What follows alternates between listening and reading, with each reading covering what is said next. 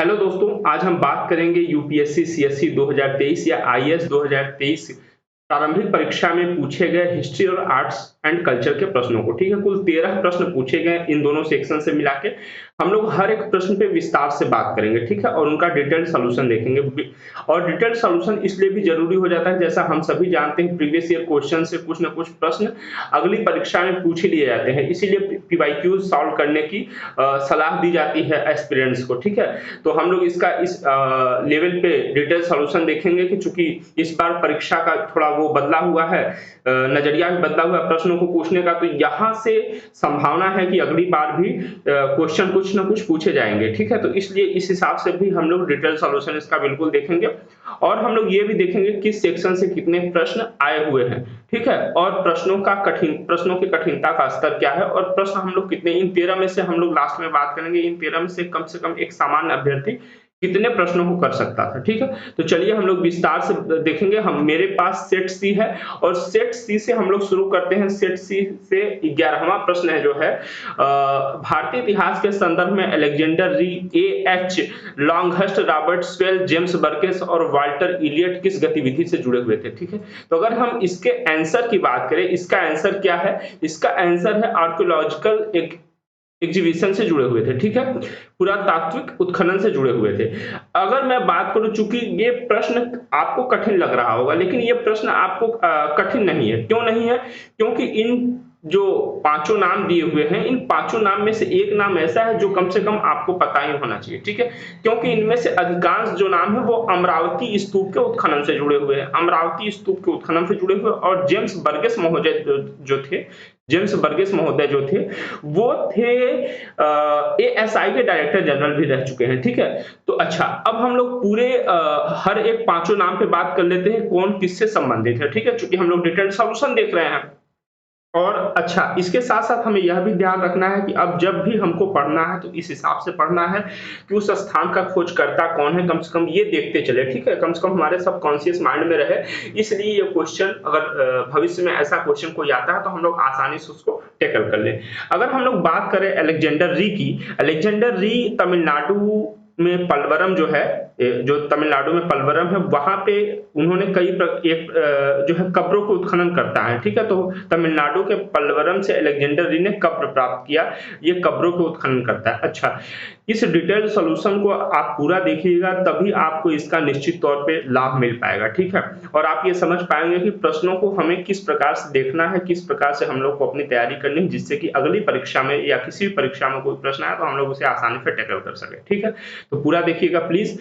AH लॉन्गहस्ट की अगर हम लोग बात करें, एएच जो लॉन्गहस्ट है, ये नागार्जुनीकोंडा जो स्तूप है, नागार्जुनीकोंडा स्तूप कहां पे? आंध्र प्रदेश के गुंटूर में। ठीक है, तो इसके खोजकर्ता है 1926 में, 1926 में नागार्जुनीकोंडा स्तूप की खोज करी थी किन्होंने? एएच लॉन्गहस्ट महोदय ने। ठीक है, और अगर हम लोग नागार्जुनीकोंडा स्तूप के निर्माण की बात करें तो ईसा की आरंभिक सदी में बना था। कह सकते हैं कि जो इनिशियल सेंचुरीज थी, इनिशियल सेंचुरीज एडी जो थी, वहां पे ये बना हुआ था, उस समय ये बना हुआ था नागार्जुनीकोंडा स्तूप। ठीक है, हम लोग अगर रॉबर्ट स्वेल के बारे में बात करें, रॉबर्ट स्वेल जो थे ये मद्रास प्रेसिडेंटी के सिविल सर्वेंट थे, और इन्होंने अमरावती स्तूप का क्या किया था? सर्वेक्षण किया था, अमरावती स्तूप का सर्वेक्षण किया था। अभी आप जब देखेंगे ना, हम लोग जब आगे देखते जाएंगे वाल्टर इलियट तक, आपको देखेंगे कि यहाँ पे अमरावती स्तूप का जिन्होंने सर्वेक्षण किया है या उत्खनन किया, उनसे संबंधित अगर हम लोग ये जानते हैं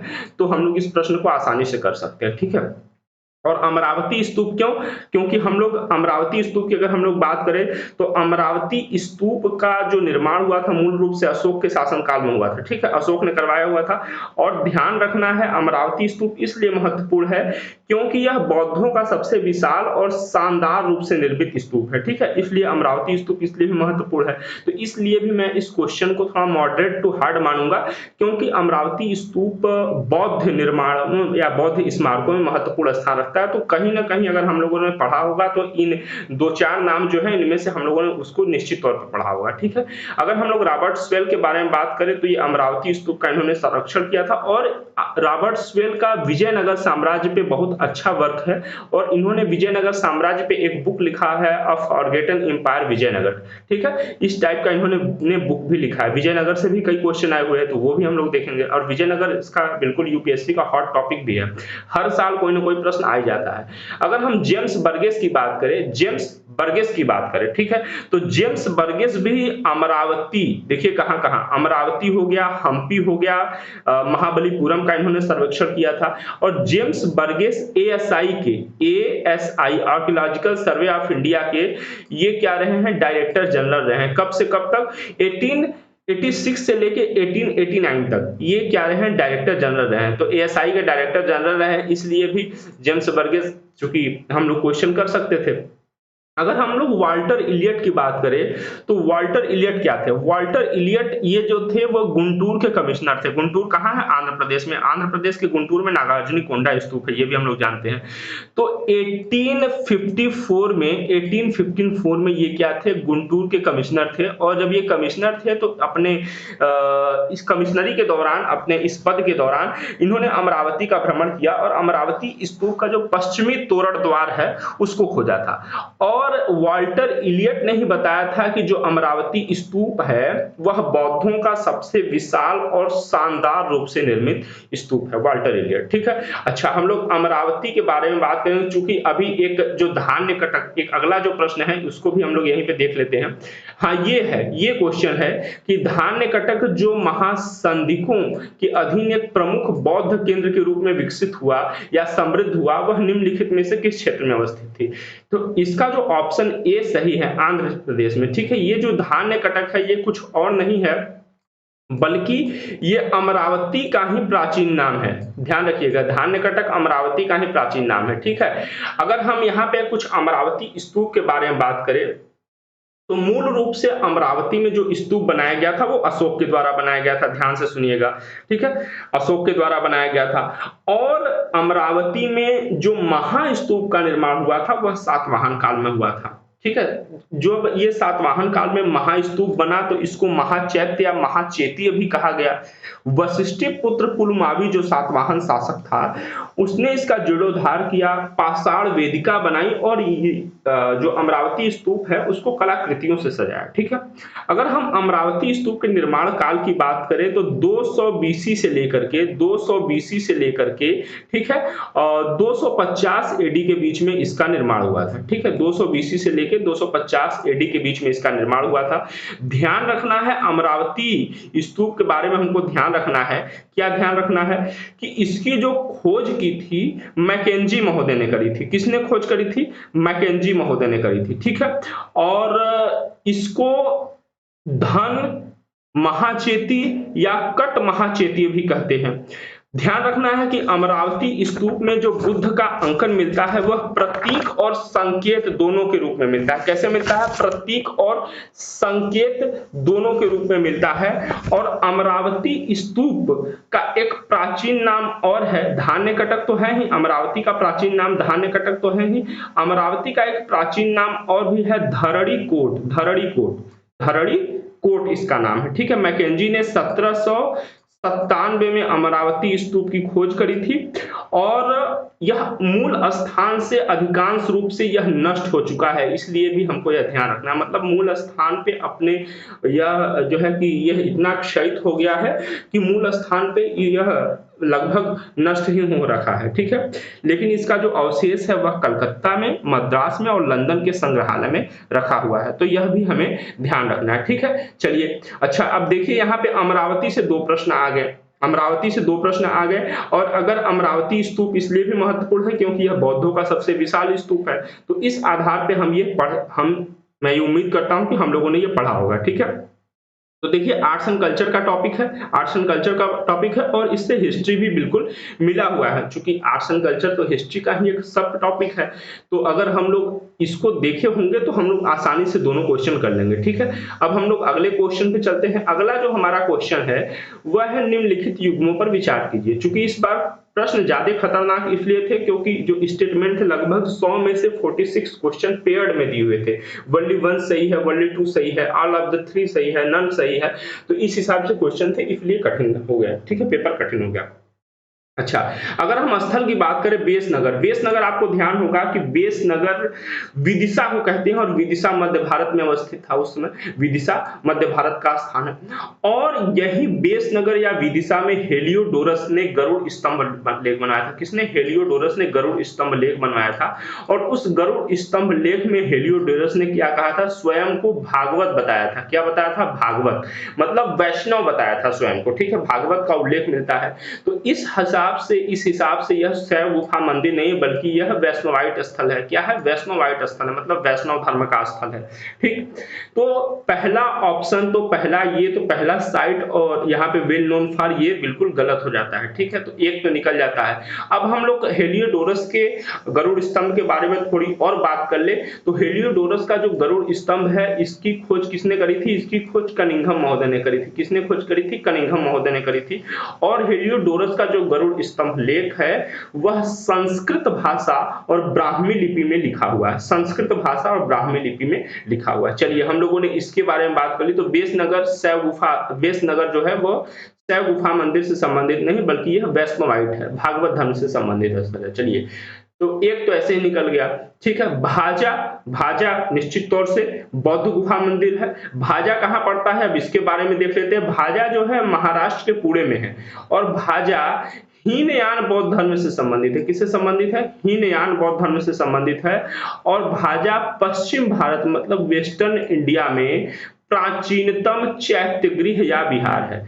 ध्यान रखिएगा, क्यों महत्वपूर्ण है? क्योंकि वेस्टर्न इंडिया में सबसे प्राचीनतम चैत्यगृह या विहार है भाजा और हीनयान बौद्ध धर्म से संबंधित है। ठीक है, तो यह शैव गुफा मंदिर है। बिल्कुल दूसरा ऑप्शन, सॉरी, जो दूसरा युग्म है वो सही है। ठीक है, अब हम सित्तनवासल की बात करें।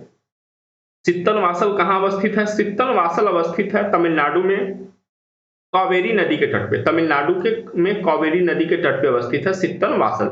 ठीक है, और सित्तनवासल का अगर हम लोग अर्थ देखें तो इसका अर्थ होता है जैन संतों के सिद्धों का निवास, मतलब जैन संतों का निवास है। क्या है? सित्तनवासल है इसका अर्थ है। और यह तमिलनाडु में कावेरी नदी के स्थान पे है। ठीक है, तो जैन संतों का निवास है तो निश्चित तौर पर यहाँ पे जैन गुफा मंदिर भी होंगे। ठीक है, तीसरा पेयर भी बिल्कुल सही है। अगर हम जैन गुफा मंदिर की बात कर ले तो यह यहाँ पे पल्लव काल में निर्मित हुआ। पल्लवकालीन मंदिर है।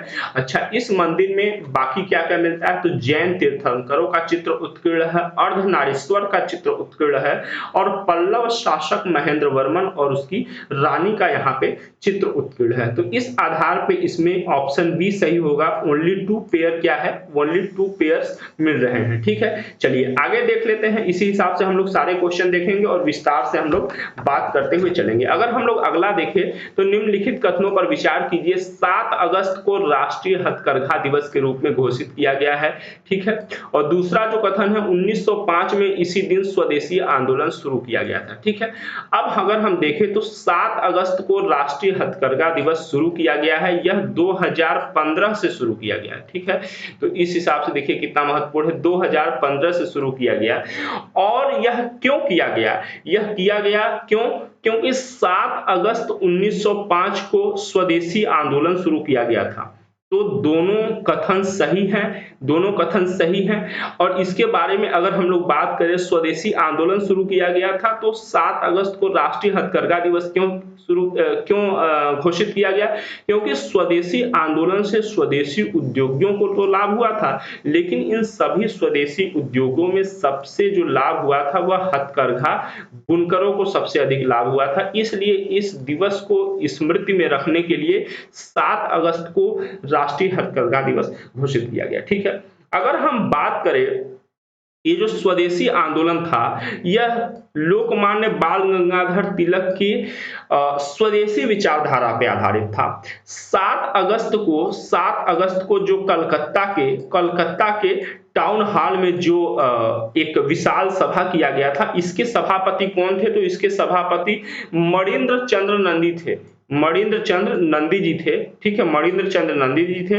इसी इन्हीं के मणिंद्र चंद्र नंदी जी के सभापतित्व में कलकत्ता के टाउन हॉल में क्या किया गया, कलकत्ता के टाउन हॉल में बहिष्कार का प्रस्ताव पारित किया गया, बहिष्कार का प्रस्ताव पारित किया गया और स्वदेशी मूवमेंट या स्वदेशी आंदोलन की घोषणा करी गई। ठीक है, तो चूंकि दोनों कथन सही है तो कथन 1 और कथन 2 दोनों सही है तथा कथन 2 कथन 1 की सही व्याख्या है, इसलिए इसका ऑप्शन ए सही है, विकल्प ए इसका सही है। ठीक है, चलिए हम लोग अगले क्वेश्चन पे देख चलते हैं। बाकी स्वदेशी मूवमेंट के बारे में हम लोग हिस्ट्री के क्लास में देखेंगे। अच्छा, ये हम लोग धान्य कटक वाला देख चुके हैं, ये आंध्र प्रदेश में है। देखिए अमरावती से 2 क्वेश्चन आ गया, अमरावती से 2 क्वेश्चन आ गया। ठीक है, चलिए आगे चलते हैं हम लोग। ठीक है, अगला है प्राचीन भारत के संदर्भ में निम्नलिखित कथनों पर विचार कीजिए।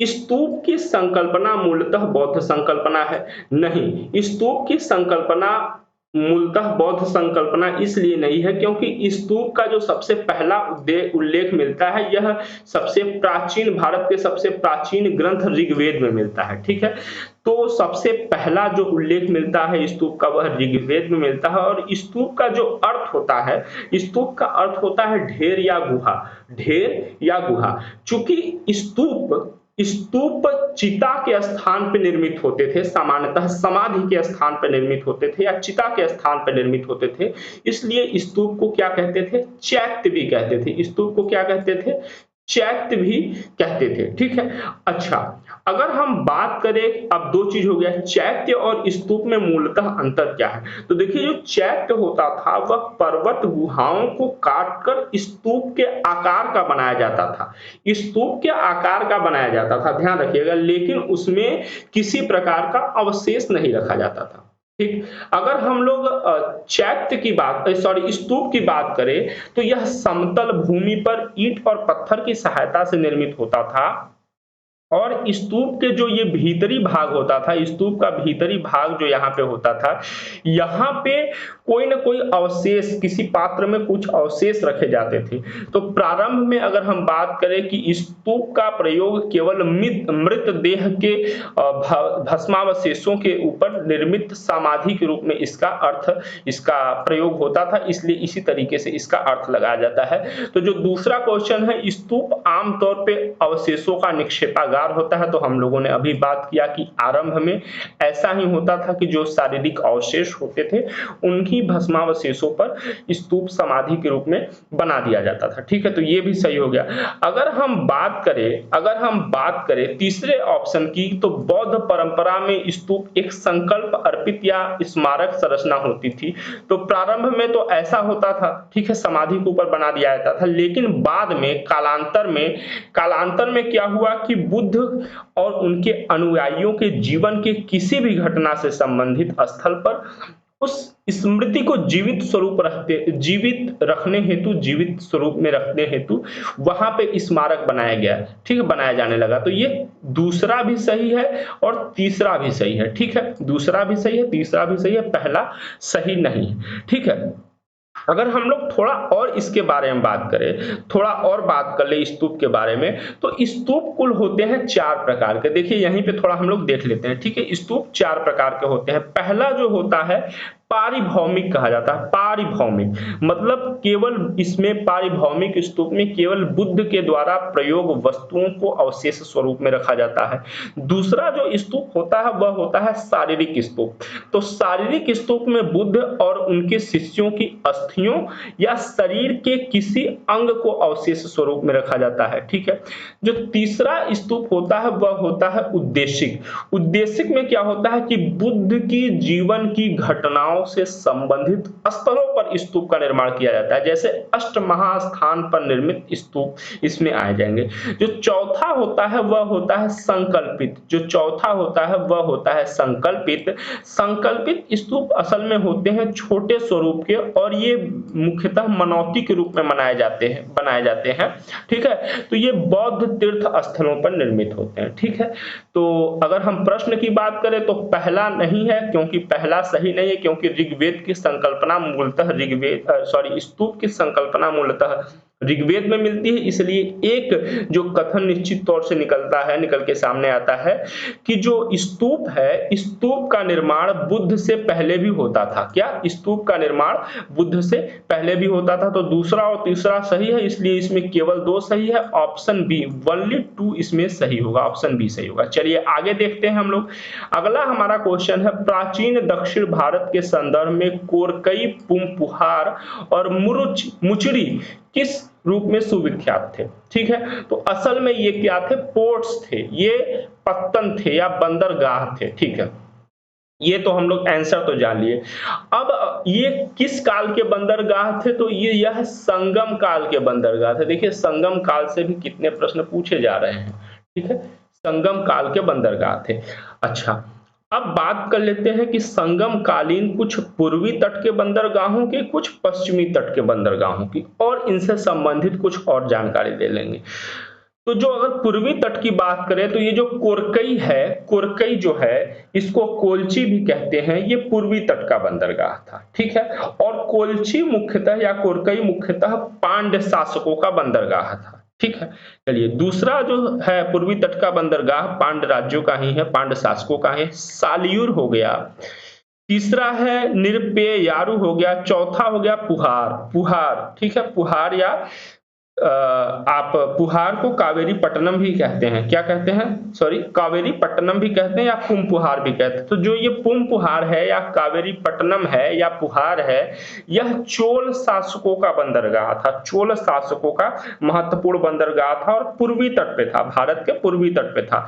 उदयपुर हो गया, ये देखिए ये आपका पूर्वी तट हो गया, ये आपका पश्चिमी तट हो गया। ठीक है, तो ये पूर्वी तट का बंदरगाह था। पूर्वी तट का और बंदरगाह है तो उदयपुर हो गया, पोडुका हो गया, कमरा हो गया, मछलिया हो गया। मछलिया का मतलब क्या है? मछलिया जो है मसूलीपट्टनम है, ध्यान रखना है। ठीक है, अगर हम पश्चिमी तट की बंदरगाह की बात करें तो मुजरिस, क्या मुजरिस, मुसिरी या मुचिरी, ये 3 नाम इसी के हैं। मुजरिस हो गया, मुसिरी हो गया या मुचिरी हो गया, ये पश्चिमी तट का बंदरगाह था। और अगर हम लोग बात करें मुजरिस हो गया, मुसिरी या मुचरी, और तोंडी और बंदर, ये मुख्यतः चेर राज्यों के बंदरगाह थे, चेर शासकों के बंदरगाह थे। ठीक है, और अगर हम पश्चिमी तट के बंदरगाहों की बात करें तो नौरा हो गया, तोंडी हो गया, कोडुमंडलम हो गया। ठीक है, करैयूर हो गया, नेलसिंडा हो गया, बकरे हो गया, बलिता हो गया, कुमारी हो गया। ठीक है, ये पश्चिमी तट के बंदरगाह है। अगर हम संगम कालीन कुछ बंदरगाहों के बारे में महत्वपूर्ण बात कर ले तो संगम काल में पूर्वी तट की अपेक्षा पश्चिमी तट पे अधिक बंदरगाह थे। ध्यान रखना है, पूर्वी तट की अपेक्षा पश्चिमी तट पे अधिक विकसित बंदरगाह थे। ठीक है, अगर हम विदेशी व्यापार से जुड़े तटीय बंदरगाह की बात करें तो संगम काल में उसको क्या कहा जाता था? इंपोरियम कहा जाता था। देखिए इस बार जो है जो स्पेसिफिक टर्म्स पूछे गए हैं, वट किरुतल पूछा गया है जो संगम काल से ही संबंधित है। तो अगली बार आपसे क्या पूछ सकता है?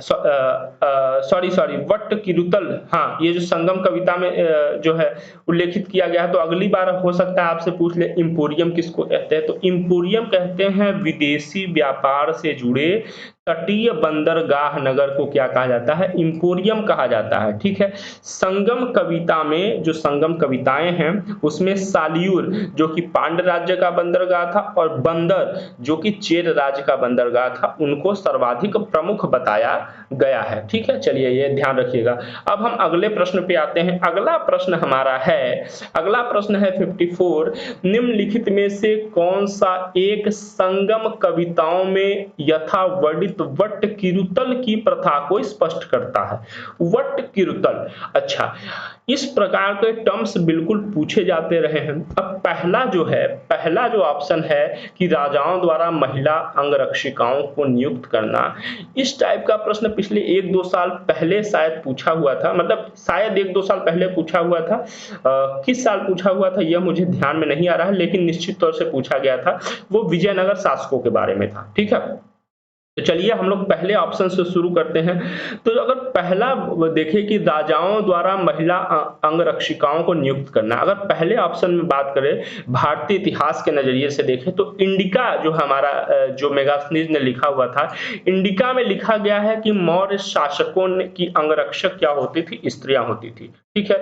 अब अगर हम विजयनगर साम्राज्य की बात करें तो नुनीज जो कि विजयनगर साम्राज्य में आया हुआ था, जो यात्री था, विदेशी यात्री था, वह कहता है कि राजा की जो अंगरक्षक होती थी वो स्त्रियां होती थीं और विजयनगर संपूर्ण भारतीय इतिहास का एकमात्र ऐसा साम्राज्य है जहां बड़ी संख्या में स्त्रियां राजकीय पदों पर नियुक्त होती थी। ठीक है। चलिए अगर हम विजयनगर के बारे में कुछ और बात कर ले, विजयनगर इसी संदर्भ में, ठीक है, इसी संदर्भ में विजयनगर साम्राज्य, इसी ऑप्शन के संदर्भ में विजयनगर साम्राज्य के बारे में और बात कर ले।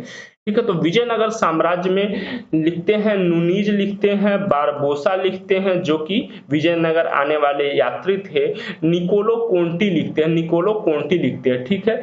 वह लिखते हैं कि सती प्रथा का उल्लेख करते हैं और कहते हैं कि सती स्त्रियों के सम्मान में जो पाषाण स्मारक बनते थे उनको क्या कहा जाता था, उनको सतिकल कहा जाता था। ठीक है।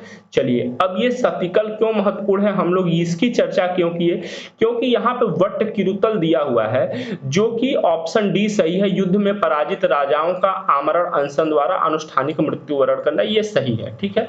हो सकता है अगली बार पूछ ले कि सतिकल किसे संबंधित करता है, तो सतिकल संबंधित करता है विजयनगर साम्राज्य में जो सती होने वाली स्त्रियां थी उनके सम्मान में जो पाषाण स्मारक बनाए जाते थे वो होता था। ठीक है। अगर हम विजयनगर साम्राज्य में सती प्रथा की बात करें तो सती प्रथा मुख्यतः वहां पे राज परिवार या नायकों में अधिक प्रचलित था। ठीक है। सती प्रथा का जो प्रचलन था विजयनगर में वो राज परिवारों में या नायकों में अधिक प्रचलित था, सर्वसाधारण में इसका प्रचलन कम था। ठीक है। सर्वसाधारण में इसका प्रचलन कम था। लेकिन जो बारबोसा कहता है कि शासक वर्ग में प्रचलित था किंतु उच्च वर्गीय लिंगायतों, चेट्टियों और ब्राह्मण परिवारों में यह अप्रचलित था। क्या था? अप्रचलित था। ठीक है। चलिए अच्छा अब यहीं से एक चीज और देख लेते हैं। ये तो हो गया ये तो हो गया ऑप्शन ए की बात होगी। ठीक है। अब हम आते हैं ऑप्शन डी पे जो कि सही है। ये सही है, वट किरुतल इसे कहा जाता है। लेकिन यहां से एक प्रश्न और निकल के सामने आता है क्योंकि इन्हीं संगम कविताओं में जो युद्ध में वीर गति प्राप्त करने वाले सैनिक हैं उनके स्मृति में कुछ पाषाण मूर्तियां उनकी बनाया जाना या स्तंभ बनाया जाता था। ठीक है। उल्लेख किया गया है इन्हीं संगम कविताओं में। उनको क्या कहते थे, तो उनको कहते थे वीरकल। क्या कहते थे? वीरकल कहते थे। तो देखिए यहां से दो एक्स्ट्रा टर्म हम लोगों ने देखा, वीरकल देखा, सतिकल देखा। इसी वीरकल को नडुकल भी कहते थे, ध्यान रखना है, नडुकल भी कहते थे और इनका उल्लेख भी संगम कविताओं में मिलता है। ये क्यों क्या था? ये था कि युद्ध में वीर गति प्राप्त होने वाले सैनिकों की स्मृति में पाषाण मूर्तियां या स्तंभ स्थापित करना। ठीक है। तो इसका ऑप्शन डी सही है और चूंकि ये विजयनगर साम्राज्य से संबंधित है तो विजयनगर साम्राज्य के बारे में, सती प्रथा के बारे में हम लोगों ने विस्तार से देखा और सतिकल है। बाकी हम लोग जब कोई क्लास करेंगे स्पेसिफिक ना तो उसमें हम लोग और विस्तार से इसका अध्ययन करेंगे। ठीक है। चलिए अगला प्रश्न देख लेते हैं।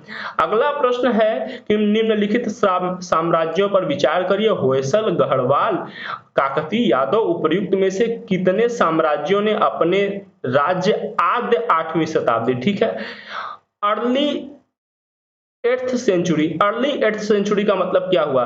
अर्ली 8th सेंचुरी का मतलब हुआ 700 से लेके 799 तक, इसके बीच ये क्या हुआ? ये 8th सेंचुरी का समय हुआ।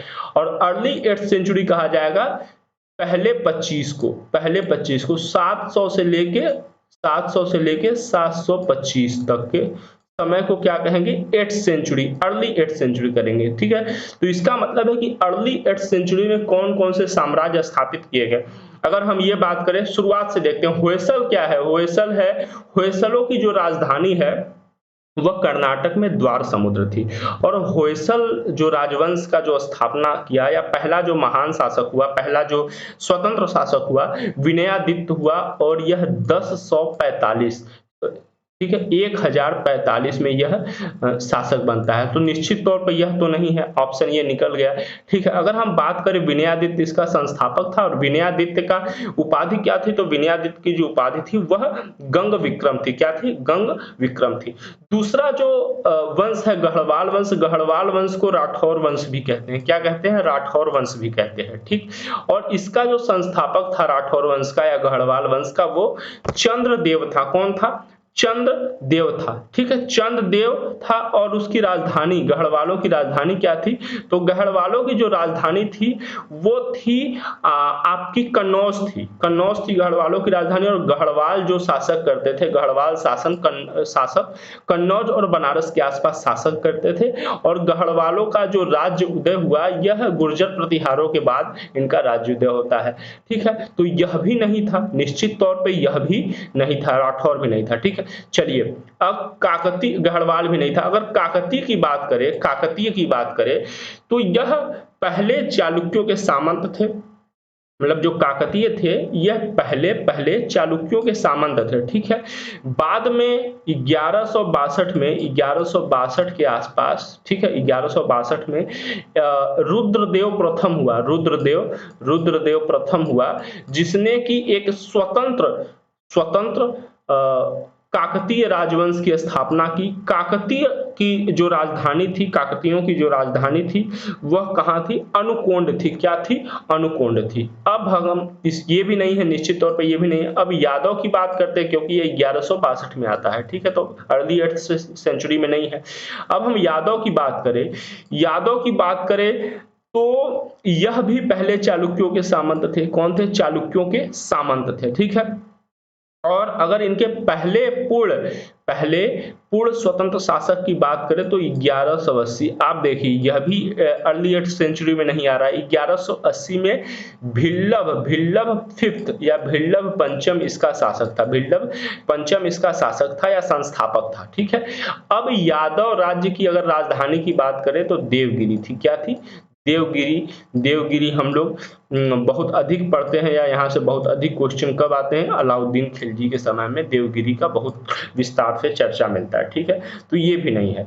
ठीक, चलिए, तो ये चारों नहीं है, इसका उत्तर क्या है हम लोग देख लिए। चलिए आगे चलते हैं, 56वें क्वेश्चन पे चलते हैं। ठीक है, भारतीय इतिहास के संदर्भ में निम्नलिखित युग्मों पर विचार करें। ठीक, निम्नलिखित युग्मों पर विचार करें।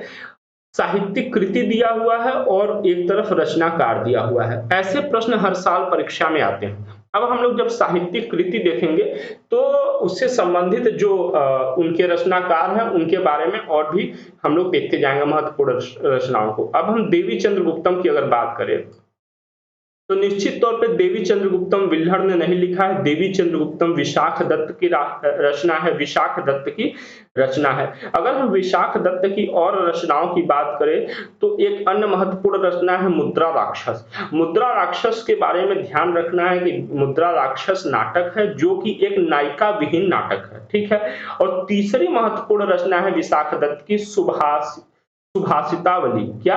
सुभाषितावली। ठीक है, चलिए ये हो गया। अब बिल्हड़ की रचना क्या है इसकी बात कर ले तो बिल्हड़ 11वीं शताब्दी एडी में, ठीक है, 11वीं सदी एडी में ये क्या हुए? कश्मीर के कवि हुए। ये संस्कृत भाषा के कवि थे बिल्हड़। बिल्हड़ की दो महत्वपूर्ण रचनाएं हैं, चौर पंचाशिका। क्या? चौर पंचाशिका और विक्रमांक देव चरित। ठीक है, अब हम दूसरे पे आते हैं, हम्मीर महाकाव्य। बिल्कुल सही है, हम्मीर महाकाव्य नए चंद सूरी की रचना है। हम्मीर महाकाव्य नए चंद सूरी की रचना है। तीसरा हम लोग आते हैं मिलिंद पन्ह। ये क्या दिया हुआ? इसके रचनाकार नागार्जुन दिया हुआ है, जो कि बिल्कुल गलत है। अच्छा, ये वाला जो क्वेश्चन था, क्वेश्चन का जो ऑप्शन है, ये यूपी पीसीएस 2023 में भी पूछा हुआ है। ठीक है, अच्छा ये गलत है। ठीक, तो अब देख लेते हैं मिलिंद पन्ह किसकी रचना है और नागार्जुन की क्या रचनाएं हैं अलग अलग। ठीक है, तो मिलिंद पन्ह किसकी रचना है? मिलिंद पन्ह नागसेन की रचना है, जो कि पाली भाषा में लिखी हुई। किस भाषा में लिखी? पाली भाषा में लिखी हुई है। और फर्स्ट सदी एडी की यह रचना है मिलिंद पन्ह। यह नागसेन और हिंद यूनानी शासक मिलिंद पन्हों के जो है वार्तालाप विषयक रचना है। ठीक है, चलिए ये देख लेते हैं। अब नागार्जुन की अगर हम लोग बात करें, नागार्जुन की बात करते हैं यहीं पे, तो नागार्जुन महायान शाखा के ये थे, महायान शाखा बौद्ध धर्म की महायान शाखा से संबंधित थे और इन्होंने माध्यमिक महायान शाखा की स्थापना करी थी। ध्यान रखना है, नागार्जुन शून्यवाद सिद्धांत के जनक भी थे और जो इनकी रचना है, रचना क्या है, माध्यमिक कारिका। नागार्जुन की रचना क्या है, माध्यमिक कारिका है। ठीक है, माध्यमिक कारिका है और विग्रह व्यवर्तनी है। माध्यमिक कारिका और विग्रह व्यवर्तनी इनकी महत्वपूर्ण रचनाएं हैं। और नागार्जुन जो थे ये सातवाहन शासक गौतमीपुत्र सातकर्णी के ये क्या थे, समकालीन थे नागार्जुन। ठीक है, चलिए अगर हम अगला देखें, ठीक है, नीति वाक्यामृत, ये सोमदेव सूरी की रचना है जो 10वीं सदी, जो 10th सदी एडी की रचना है, 10th सदी एडी की रचना है सोमदेव सूरी की नीति वाक्यामृत। ठीक है, यह राजनीति शास्त्र का ग्रंथ है, राजनीति शास्त्र का ग्रंथ है। ठीक है, चलिए अगर थोड़ा और अगर हम लोग बात करें, हम चूंकि हमीर महाकाव्य यहाँ पे पूछा हुआ है, हमीर महाकाव्य पूछा हुआ है, तो हो सकता है अगली बार पूछ ले हमीर हठ किसने लिखा है या हमीर रासो किसने लिखा है। तो हमीर हठ जो लिखा है, हमीर हठ लिखा है चंद्रशेखर ने, किसने, चंद्रशेखर ने। और हमीर रासो जो लिखा है वो किसने लिखा है, जोधराज ने लिखा है। किसने लिखा है, जोधराज ने लिखा है। ठीक है, चलिए अगर हम लोग आगे बात कर लें, तो फिर नागार्जुन की बात हो गई, ये महायान शाखा से संबंधित है, तो यहीं पे हम लोग अश्वघोष की भी बात करेंगे और बुद्ध घोष की भी बात करेंगे। अगली बार प्रश्न आ सकता है निश्चित तौर पे।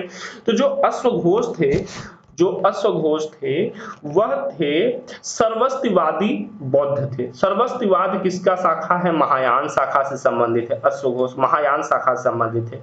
अश्वघोष ध्यान रखना है क्यों महत्वपूर्ण है, क्योंकि ये संस्कृत के पहले नाटककार माने जाते हैं और पहले बौद्ध कवि माने जाते हैं संस्कृत के। ठीक है, यही अश्वघोष कनिष्क के धार्मिक सलाहकार रहे हैं और इनकी जो रचना है, अच्छा ये अश्वघोष इसलिए भी महत्वपूर्ण है क्योंकि जो फोर्थ बौद्ध जो है काउंसिल हुई थी, फोर्थ बौद्ध काउंसिल हुई थी, उसके अध्यक्ष कौन थे, उसके अध्यक्ष थे वसुमित्र।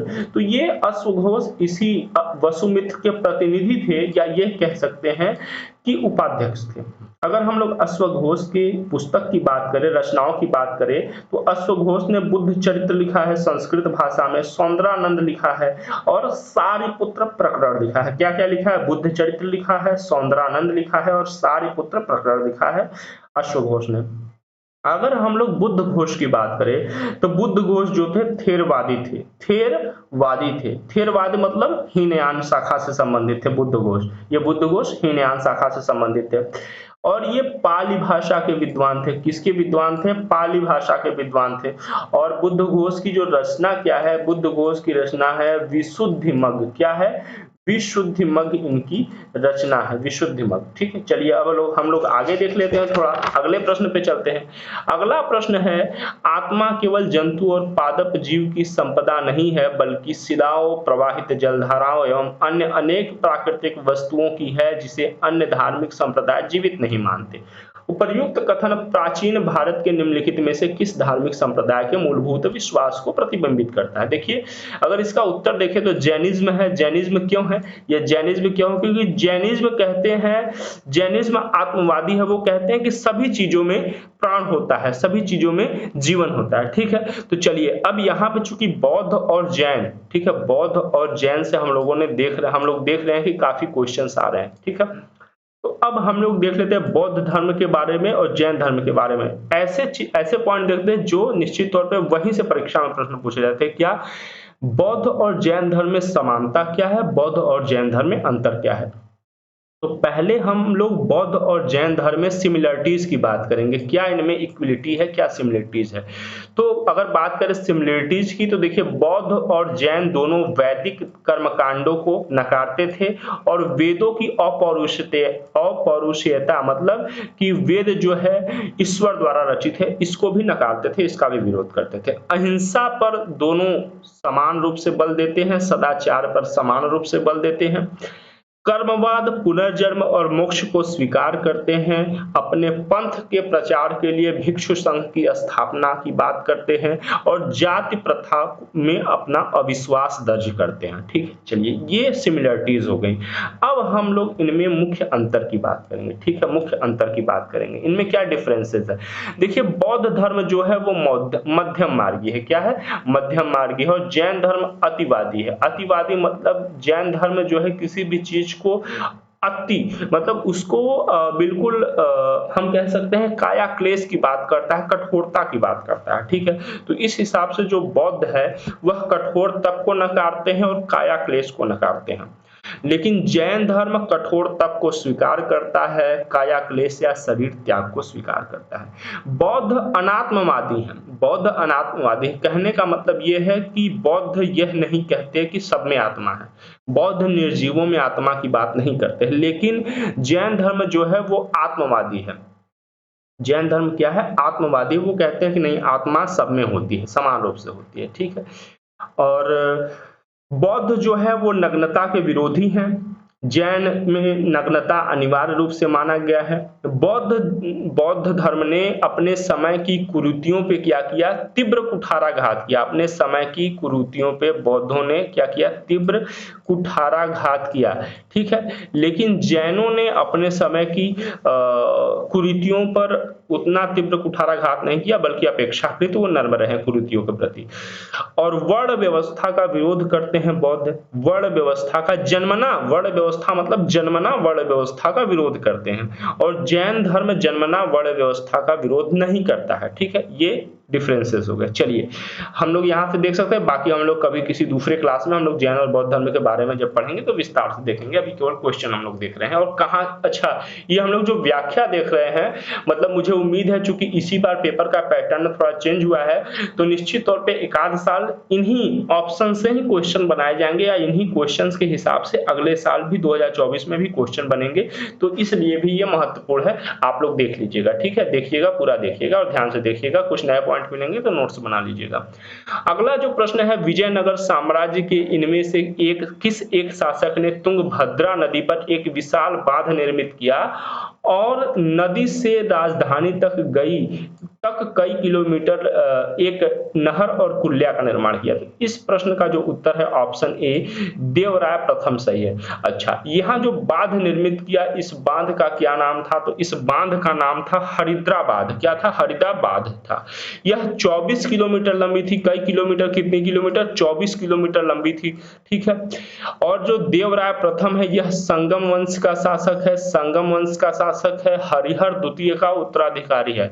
हरिहर और बुक्का विजयनगर साम्राज्य के संस्थापक थे। चूंकि इनके पिता का नाम संगम था, इसलिए इनके वंश को संगम कहा गया। ठीक है, जो इटली का यात्री निकोलो कोंटी है, वह निकोलो कोंटी देवराय प्रथम के शासनकाल में ही आया था। कब? 1420 में आया था। कब आया था? 1420 में आया था। और देवराय प्रथम के शासनकाल में जो विजयनगर था वह साउथ इंडिया का में एक उत्कृष्ट विद्या का केंद्र बन गया था। ठीक है, चलिए आगे चलते हैं। आगे देखते हैं, मध्यकालीन गुजरात के इनमें से किस एक शासक ने दीव को पुर्तगालियों को सुपुर्द कर दिया था? तो बहादुर शाह ने किया था। अब क्यों किया था, किसे किया था, ये हम लोग देख लेते। देखिए, 1535 में हुमायूं के विरुद्ध सहायता प्राप्त करने के लिए तत्कालीन पुर्तगाली वायसराय निनो डी कुन्हा को इसने दीव दे दिया था। अब निनो डी कुन्हा जो है, निनो डी कुन्हा के बारे में अगर हम लोग बात करें तो यह अल्बुकर्क के बाद पुर्तगाली वायसराय बना था। कुन्हा ही 1530 में जो अपना मुख्यालय था या पुर्तगाली राजधानी था, औपचारिक रूप से कहां से? कोचीन से गोवा ले गया था। और 1535 में तो दीव प्राप्त किया, लेकिन इसके पहले ही 1534 में कुन्हा ने बसीन पे कब्जा कर लिया था। क्या? बसीन पे कब्जा कर लिया था। ठीक है, बसीन पे कब्जा कर लिया था। अगर थोड़ी और बात करें नीनो डी कुन्हा के बारे में, तो नीनो डी कुन्हा के समय में ही पूर्वी भारत, ये है इधर पूर्वी भारत या पूर्वी समुद्र तटीय क्षेत्र की ओर पुर्तगाली बस्तियों का क्या हुआ, विस्तार हुआ। जैसे हम लोग देखें तो सेंट थोमे, इधर चेन्नई में सेंट थोमे और बंगाल में हुगली में पुर्तगाली बस्तियां बनाई गई। चलिए आगे देख लेते हैं अगले और अंतिम प्रश्न पे बात करते हैं अपने। निम्नलिखित में से किस एक एक्ट के द्वारा बंगाल के गवर्नर जनरल को भारत के गवर्नर जनरल के रूप में अभिहित किया गया, मतलब बंगाल का गवर्नर जनरल भारत का गवर्नर जनरल बना दिया गया किस एक्ट के द्वारा? तो निश्चित रूप से 1833 का चार्टर एक्ट। 1833 का चार्टर एक्ट बहुत ही महत्वपूर्ण है, ठीक है। हम लोग कभी 1800 जब हम लोग चार्टर एक्ट्स देखेंगे तो कभी हम लोग 1833 के चार्टर एक्ट के बारे में बात करेंगे। अगर थोड़ी सी बात करें तो इसके द्वारा चीन के साथ व्यापार और मतलब पूरे तरीके से भारत में ब्रिटिश ईस्ट इंडिया कंपनी के व्यापारिक एकाधिकार को समाप्त कर दिया, पूरे तरीके से चीन के साथ व्यापार पे भी समाप्त कर दिया गया, एकाधिकार समाप्त कर दिया गया। अगर हम लोग अब भारत के पहले गवर्नर जनरल की बात करें, भारत का पहला गवर्नर जनरल कौन था? विलियम बेंटिक था। कौन था? विलियम बेंटिक था। अब इसका मतलब कि बंगाल का अंतिम गवर्नर जनरल कौन था? तो वह भी विलियम बेंटिक था, क्योंकि बंगाल का गवर्नर जनरल ही भारत का गवर्नर जनरल बनाया जाता है। चलिए अगर 1833 के चार्टर एक्ट की बात करें तो इस पे लॉर्ड मैकाले का और जेम्स मिल का विशेष प्रभाव दिखता है 1833 के चार्टर एक्ट में। अगर हम लोग विलियम बेंटिक के बारे में बात करें, यहां से प्रश्न हर परीक्षा में लगभग एक आध प्रश्न आ ही जाते हैं, ठीक है। कोई भी पेपर आप उठा के देखिए आ जाते हैं। जो हम इसका विस्तार से व्याख्या देखेंगे। देखिए विलियम बेंटिक भारत का या बंगाल का गवर्नर जनरल बनने से पहले मद्रास का गवर्नर था और इसी के मद्रास के गवर्नरी शासनकाल के दौरान 1806 में वेल्लोर का विरोध होता है, वेल्लोर विद्रोह होता है, ठीक है। वेल्लोर विद्रोह आप सभी हम सभी ने पढ़ा हुआ है, तो वेल्लोर विद्रोह होता है, ठीक है। सती प्रथा पे विलियम बेंटिक ने ही रोक लगाया था विनियम 17 के द्वारा 4 दिसंबर 1829 को। और विलियम बेंटिक के अगर हम लोग और सुधारों की बात करें तो जो दंड के रूप में जो कोड़े मारे जाते थे उस पे भी विलियम बेंटिक ने प्रतिबंध लगा दिया था। ठगी प्रथा को नियंत्रित करने के लिए कर्नल स्लीमैन को नेतृत्व में एक उसने अभियान चलाया था, तो ठगी प्रथा को भी नियंत्रित करने का प्रयास किया था। उच्च पदों पर भारतीयों की नियुक्ति का जो है रास्ता इसने बनाया था विलियम बेंटिक ने, जो हायर पोस्ट है वहां पे भारतीयों को नियुक्त किया जाए, ठीक है। दास प्रथा का अंत करने का प्रयास किया था, दास प्रथा का अंत किया गया था। नरबली प्रथा और कन्या शिशुवध पर भी प्रतिबंध लगाया था विलियम बेंटिक ने, ठीक है। तो ये विलियम बेंटिक कुछ सुधारवादी कार्य थे। अच्छा, इन्हीं यूपीएससी सीएससी 2023 के प्रश्नों के माध्यम से न हम लोगों ने इसका विस्तार से सॉल्यूशन देखा, ठीक है, बल्कि हम लोगों ने पेपर एनालिसिस भी किया विस्तार से, उसके बारे में पढ़ा भी, और हम लोगों ने इस हिसाब से पढ़ा, पीवाईक्यूज जब हम लोग करते हैं इस हिसाब से पढ़ा कि अगर 2024 में या किसी भी यूपीएससी सीएससी या किसी परीक्षा में जो भी हम परीक्षा दे रहे हैं अगर यहाँ से प्रश्न आए तो हम लोग उसको आसानी से कर सकें, ठीक है। बिल्कुल विस्तार से हम लोगों ने पढ़ा, और जो स्पेसिफिक हम लोग हिस्ट्री की क्लास करेंगे तो उसमें जो भी टॉपिक है, महत्वपूर्ण टॉपिक है, हम लोग इस पे देखते हुए चले जाएंगे, ठीक है। तो आपको ये सेशन कैसा लगा आप अपनी राय व्यक्त करें। Thank you for watching, please subscribe us, ठीक है। चलिए थैंक यू, जय हिंद, जय भारत।